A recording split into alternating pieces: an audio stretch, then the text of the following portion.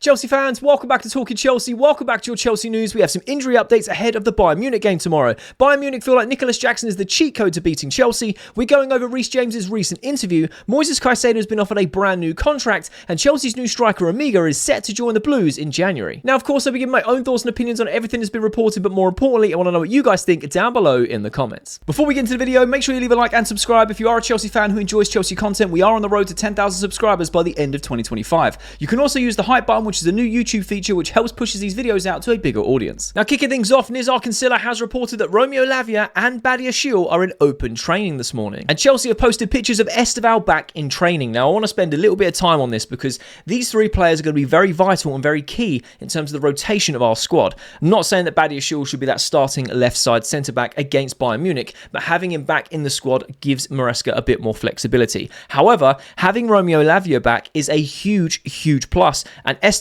being back in the squad after missing the game against Brentford due to illness is a huge boost. It gives Maresca so much more flexibility, and having these players back in the squad is such a big positive going into that game against Bayern Munich. I'm really excited about our first game in the Champions League in a long while, especially playing away at Bayern Munich. We have this rivalry with Nicolas Jackson, who's just gone there on loan and he can't wait to play Chelsea, and he was saying things like if he scores he'll celebrate and stuff like that. I love that, the banter between clubs and players and the rivalry that's going to be built up. He very clearly wanted to leave Chelsea. It wasn't the cleanest of getaways for him.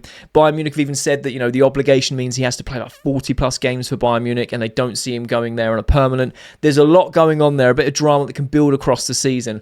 And for us Chelsea fans, we are hoping that we can go there to their back garden and get the result. It will be an incredibly tough game. But having the players like Estevao back in the squad, having Romeo Lavia back, now knowing Asugo is out of, with surgery and on his road to recovery, this is a huge plus. It looks like Andre Santos and all the other South America players will be available for selection. So we should have an incredibly strong squad going away to Germany and playing Bayern Munich. So this is a huge plus. And I'm very excited to see Romeo Lavia get some minutes. It's been a long time. And I feel like he will definitely play a very significant part of the Bayern Munich game when the time is right. Maresca has done very well in trying to manage his minutes and manage his injuries, keeping him fit for as long as possible. And we know that Romeo Lavia has an injury problem in terms of consistently getting injured. But when he does play in a Chelsea shirt, he is fantastic. And look, we could see another surprise lineup from Enzo Maresca tomorrow playing Bayern Munich. We don't really know anymore. We can predict all the lineups we want, but he just comes out with some wild ones. I have a funny feeling, though, that he will be playing and utilising Romeo Lavia at some stage tomorrow. Estevao will for sure be involved in that lineup. I don't know what we're going to be doing on the left-hand side. We might see a Pedro Neto left wing, Estevao right wing to start, Palmer in that 10. We could be seeing that. I think that's probably our strongest route to go down. However, we could see Garnacho get his first start in a Chelsea shirt on that left-hand side, and then he'd have Pedro Neto, and then Estevao on the bench. He may not be ready to start the game. I feel like he will be involved massively, and it's going to be such an exciting game for us Chelsea fans to watch. I am nervous and excited. Nervous because we want the result, but excited to see us back in the Champions League playing the best teams in the league. Let me know your thoughts and opinions down below regarding the Bayern Munich game tomorrow. Are you nervous? Are you excited? Do you feel like Chelsea can go there and get a result? And do you think Estevao, Lavia and Badiashile being back is a big positive? Multiple sources have reported Bayern director Max Eberl, I think that's how you pronounce that name, has said that Bayern Munich will surely benefit on Wednesday from the inside knowledge of Chelsea from Nicolas Jackson. I love this. Mind games. Mind games. I recently just said it. Mind games, the banter between player and club and club. It was very obvious that Jackson wanted to move away as the summer window went on. He's got his move to Bayern Munich on loan, and he's even come out after the last game that he played for Bayern and said, if I score against Chelsea, I'll celebrate. They've even, Bayern Munich have been posting teasers, saying like, see you on Wednesday, Chelsea, with pictures of Jackson training. It just leans into the whole narrative of this fixture, and to be honest, I'm all for it. I absolutely love it. Again, is there elements of truth to this? Potentially. Jackson may know a little bit of the inside information in terms of how he thinks Maresca will line up or whatever. Will he get it spot on? Will Maresca overthink this and think, well, Jackson knows what we're going to do here and there? I don't really think so. I feel like, yes, Jackson's obviously going to know lots of what we did last season. Maresca is obviously going to be like, cool. He's not going to have all of the answers because he wasn't the manager. He was told on his specific roles and what the team were trying to do. He doesn't know how we're going to set up against Bayern Munich. The exciting thing for me personally is Bayern Munich aren't going to sit in a low block. They play attacking football, which means it should be more of an open game, and it means Chelsea should be able to play more of the style of football that Maresca wants us to play at a better standard. We always struggle when we come up against low blocks. low blocks and long balls on the counter-attack. That's what we seem to struggle with. So I feel like playing a team against Bayern Munich who don't really do that, maybe they might sprinkle in a few long balls anyway to try and beat the press, etc., which is perfectly normal in terms of how a game develops. But their normal style of play is not sitting in a low block. It makes for a very entertaining game. I'm very interested to see how Nicolas Jackson performs, whether he starts, whether he comes off the bench. Obviously, as a Chelsea fan, and as you guys being fans too, I don't want him to play well against us. I want us to go there and get the result, because it's more of the bitterness and the pettiness from me of being like, have a good season. I want you to do well so Bayern can buy you on a permanent. And if not, you can come back to Chelsea. I'm always open to receiving Nicolas Jackson back. I personally feel like the bridges have been burnt though, and he is going to be gone regardless of what happens with this loan spell at the end of, basically next summer. Whether he goes to Bayern in a permanent, Chelsea will look to sell him regardless.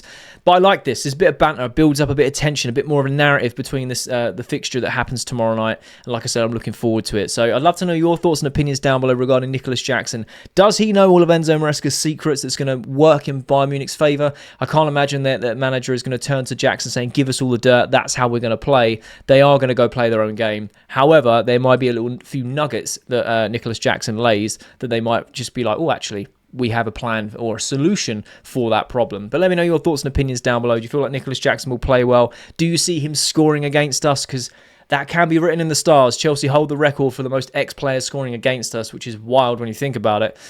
But I also feel good about getting a result. But I'd love to know your thoughts down below. Reece James recently gave an interview with Chelsea, and he starts this interview off by saying the Champions League is where the club belongs. We're happy to be back playing against the best teams and competing in the best competitions because we haven't been in this one for the last 2 seasons. He goes on to say, captain in Chelsea was always something I dreamt of, especially in the Champions League. Haven't been here a while now, and seeing the change in how we've had to adapt, we're in a good position. He finishes by saying, I don't look at what other people say. We can achieve anything as long as we understand and believe. We know we can go far with the team we have. That's all that matters. I absolutely love this little interview with Reece James because he's 100% spot on. Now, when it comes to creating content and being a fan online and sharing opinions, the reason why I love doing it and being a part of this community and building our own community and loving it and talking with you guys in the comments every day is because everyone has such a vastly different opinion, even though we support the same team. And I absolutely love that. It always makes conversation, right? Whether I believe X, you guys might believe Y, vice versa. And I just love that. It just sparks conversation all the time. But the one thing that I will always believe in is that Chelsea could beat anyone on the day. I've been a Chelsea supporter for all my life, which I'm getting old. I get a little bit older, supporting them for a long, long time. I've seen us do the unthinkable time and time again. And there are some people, some fans that are like, oh, they're demanding X, Y, and Z right now. And I fully understand that. We want to be kicking on and really, moving on from the foundations we built last season. And there's also some fans that are, we're going to get spanked, we're going to get smashed. They write us off before the ball's been kicked because they look at things not in a negative lens, but they look at it in terms of how well the other team's playing, how well we're not playing in terms of the standards in their eyes. And I totally get either way. The way I see it is Reece James is 100% spot on. If this team understands and believes what they're capable of, and they believe that they can go on and achieve things, we will do that. Chelsea have always been performing at their best when their backs are against the wall and people have wrote us off. We did it in the Club World Cup. We did it in the Champions League for the first time we won it. We did it in the Champions League the second time that we've won it. Every single stage, I mean, there's multiple competitions in between that too, but these are the massive, massive ones recently that we've won. Everyone goes, oh, Chelsea haven't got a chance. You're gonna get battered. There's no way. And then we'll get a result. When you go back to 2012, you look at the run that we went through. Every single stage was, yeah, Chelsea ain't got a chance. They're going to get wiped the floor with. And then we get the result and they go, wow, okay, cool. Oh, you got Barcelona in the next round. You're going to get absolutely destroyed. And then we beat them over 2 legs and people go, wow, unbelievable. We played Bayern Munich in their back garden. At the time, one of the best teams in Europe, after beating arguably the best team in the world at the time of Barcelona. People go, no chance. And if you look at how that game went, we were under the cosh for basically the entire game. And we managed to get through, and because the players believed in what they could achieve, and they went and achieved it. Unbelievable. Sometimes things are written in the stars, and it just happens the way it happens. And I'm not saying that tomorrow's game is a final. It's not. But I want Chelsea fans to understand that we've been here before. It's the start of the Champions League. Are we going to go on quadruple? Probably not. Definitely not. We're not going to win all 4 trophies, right? That's just very impossible to do, or nearly impossible to do.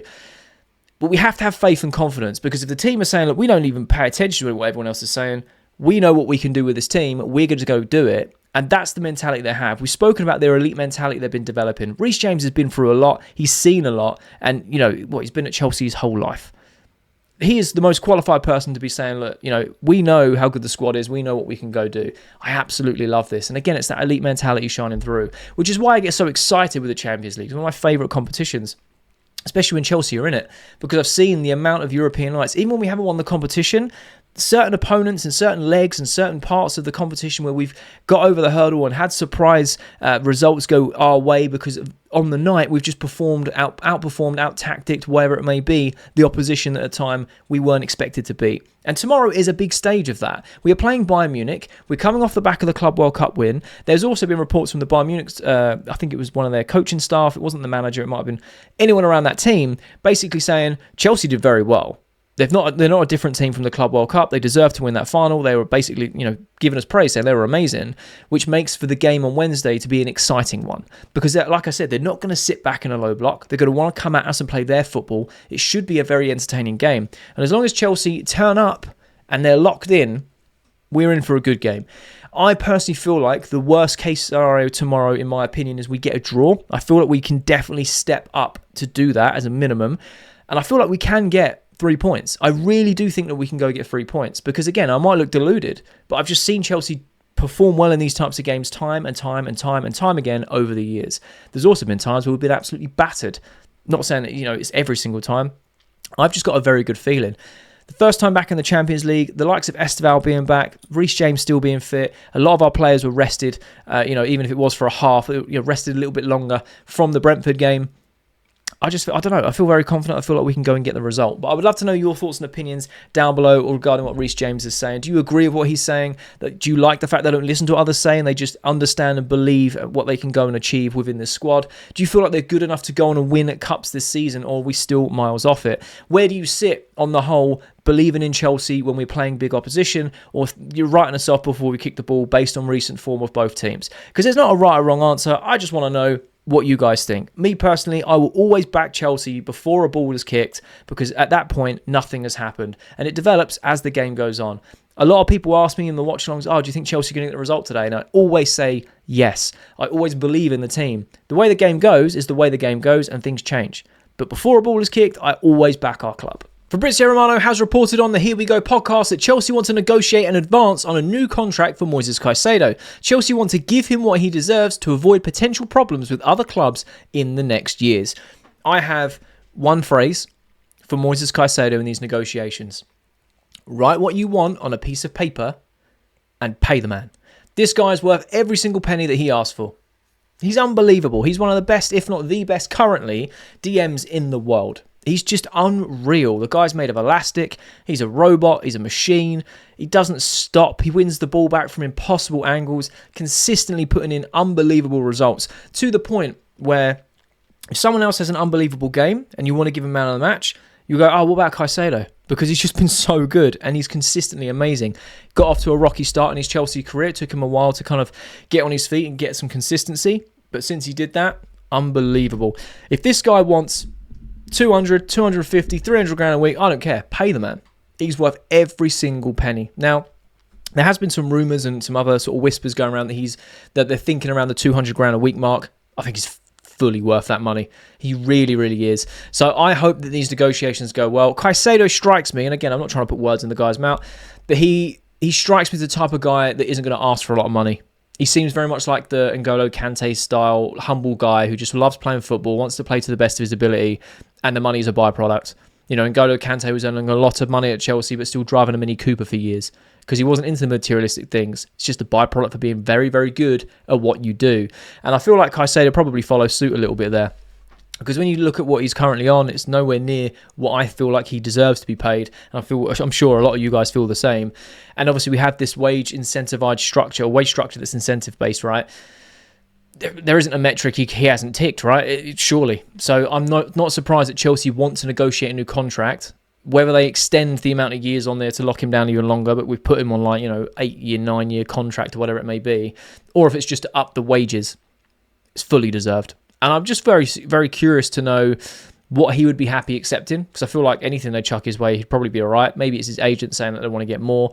But I feel like if they want to pay him 200 grand plus, I am all for that. And if it's a case that we've got likes of Caicedo, Enzo, Cole Palmer, Cucurella, Reece James, all on massive wages, they fully deserve it in my opinion. So Chelsea have done very well in the last few seasons of reducing the overall wages and then having this incentivized sort of step up and reward system within the squad. And these are the types of players that fully deserve it. So, hey, it works, in my opinion. I'd love to know your thoughts and opinions down below, though, regarding how much you feel like Caicedo is worth on a weekly basis. How much would you offer him? How much do you think is fair to be paying him on a weekly basis? Because I think he's criminally underpaid for how good he has been, for how long and consistent he has been playing at that level. He's now starting to contribute goals a little bit more frequent. I'm not saying he's a goal scorer because he's not. That's not his job. But the goals, they're becoming... They're still few and far between, but even the gap between the last goals are getting a tiny bit shorter. But he's providing assists as well as doing his defensive duties. The guy's just an animal. He's a machine. So I'm very curious to know what you would pay him. I would quite happily go for 200 grand, 250. No issue. Obviously not to bankrupt the club, and I don't think we will be bankrupting the club if we do that. But I feel like he is worth every single penny that he is requesting. Fabrizio Romano also reported Chelsea's plans for 2026. He said, I'm told that Chelsea are looking at several opportunities, for example, at centre-back.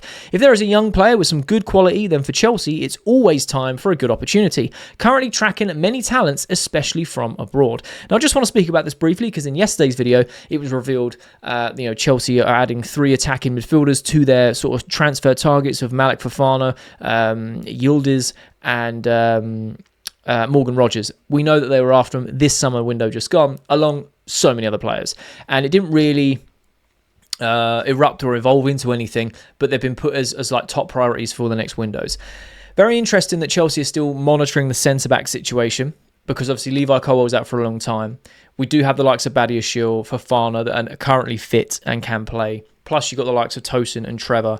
And then you've got people like Ashampong who could play as the centre-back. You've got Joel Hato who could play as the left-sided centre-back. We do have options. We do have rotation there for sure.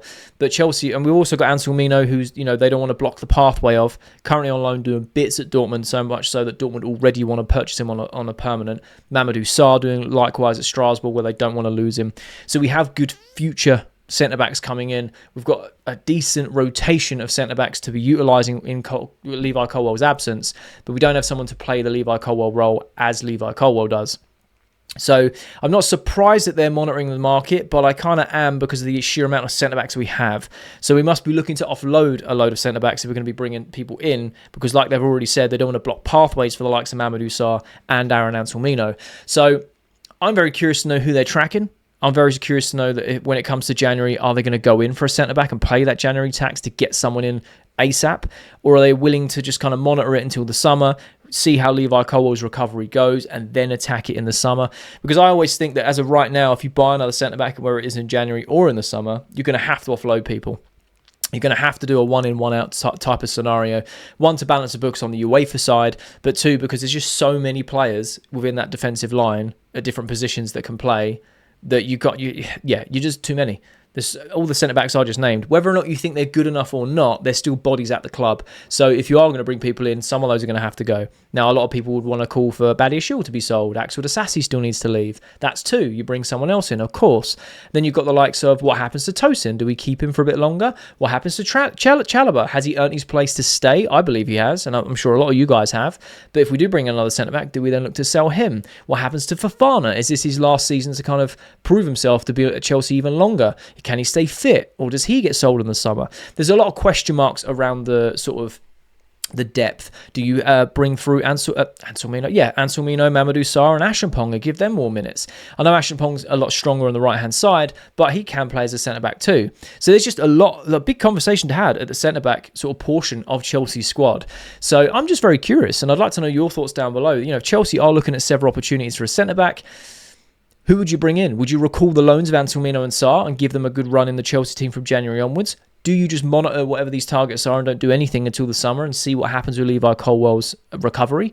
Or do you monitor what we're doing right now, going into January, and then make a plan of action of, right, okay, we're going to try and offload these players, loan them out, make space, and get someone else in now immediately and pay the January transfer tax? Let me know your thoughts and opinions down below. Fabrizio Romano also reported that Chelsea will decide in the next months whether they want to bring Emegha into the squad in January or next summer, with both being possibilities. Juventus were one of the clubs interested, as well as Aston Villa and Bayern Munich early on. Now, I'm really excited to see Emegha play in a Chelsea shirt. I like his player profile. He is very much a goal scorer. That's what he is. And I know it sounds silly to say because he's a striker, but I'm talking about profiles. He's not there to be part of the build-up play, link-up play. No, he's there to get in positions to receive the ball and score goals. And when you look at the stats over last season and the type of football that he plays and the play style he is closer to Erling Haaland than he is any other profile we've currently got at the club. I'm not saying at skill level, I'm talking in terms of play styles. Haaland isn't there for build-up. Yeah, he gets a drop stack and gets involved, time and time again. But he's all about being in the right position and just finishing off the chances that are given to him. And that's exactly what Emegha does. Now, I'll be very interested to see if January is when we see him get brought into Chelsea or if it is in the summer. And I feel like Chelsea are going to be very smart with this and see, one, Liam Delap's recovery, because he's not expected to even start training until November, which is very close to around a lot of games being played at once, and also that January market. So you can start thinking from then on, do we need to action this now or will we be okay? João Pedro and Marc Guiu and how well they get on, with João Pedro obviously playing a lot more minutes and being utilised in different positions. Marc Guiu getting his opportunity to step up, seeing how well he performs. Because again, if you bring in someone like Emegha, who's already done and dusted in terms of signed and delivered, it's just about when his start date is, essentially. You bring him in, what do you do with Marc Guiu? Do you then go send him back on loan in January and go with the original plan of Sunderland? Do you want him back? Because we're going to bring in Emegha and then give them Marc Guiu, and then have Emegha as that rotation because he's a bit more further along in his development of football, had that good season at Strasbourg. Emegha has already said and come out and said that he's looking forward to leading Strasbourg into Europe, and he wants to give them the best that he can for the amount of time that he's at the club remaining, which I absolutely love. He's been very professional about it. But as a player, if you've not seen highlights or whatever games he's played, go and check him out because, again, he's just a clinical finisher. He has more touches in the box. He finishes very, very clinically. He's not there to, like I said, get involved with build-up. He's there to finish chances, whether it's in the air, on the floor, both foot, it doesn't matter. He is a striker. And I feel like Chelsea desperately needs someone like that because with all the creativity we've got just behind the striker, we've got an abundance. We just need someone to be in the right place at the right time to finish the chances. So I'm excited that Chelsea could be bringing him in January. I'd be happy if they bring him in the summer, but I do feel like it depends on how well Chelsea do between now and the end of December when we go into that transfer window and going, is Delap ready to be back and playing consistently? If he is, awesome. Do we stick with Guiu or do we basically swap out Guiu for Emegha, send Guiu back on his development loan and kind of see how things go? Or do we just hold it off till summer and go, we'll be all right? We'll be all right. I'm not entirely sure. I would love to see Emegha play from January. I'm excited and eager to see him play in a Chelsea shirt because honestly, you add a profile like him into our starting 11 and it changes things massively. I don't think he's going to be like a Haaland where he comes in and just gets 40 goals in a season. Of course not. He is still a developing striker. But what excites me is the type of player profile he is and what he could, having a player like that in Chelsea's team could do with all the creativity behind him. I like Delap's profile. Very physical, allows us to go long, pins back centre-backs. I like João Pedro's versatility in terms of what he can do as a 9, running in behind, different, running the channels, being a 10, very creative, very technically gifted. I like Guiu, who's basically a mini Delap in terms of player profiles, similar height, which you guys told me I was very wrong about, and I appreciate. But in terms of stages of their career, very different. And then you've got Emegha, who is just a goal scorer. Put me on the pitch, I'll find the space, you give me the ball, I put it in the net. And I think that all that dynamism, Enzo Maresca would absolutely have a field day. So I'd love to know your thoughts and opinions down below regarding Emegha. Would you bring him in January or would you wait to the summer? Have you seen him play and seen the highlights and seen sort of the stats of how he plays football? Or are you yet to sort of find out about Emegha and you're just as excited to see him play? Or would you just go for someone completely different in the January or summer window when it comes to a striker? I'm very curious to know your thoughts. And that's the latest Chelsea news. Let me know your thoughts and opinions on everything that's been reported down below in the comment section. I love having a conversation with you guys. And if you haven't watched this video all the way to the end, firstly, you're a real one. And I mean that. You're a real one. But secondly, there'll be a thumbnail appears on the screen. So if you are a Chelsea fan who enjoys Chelsea content, make sure you click that thumbnail because you'll enjoy that video too.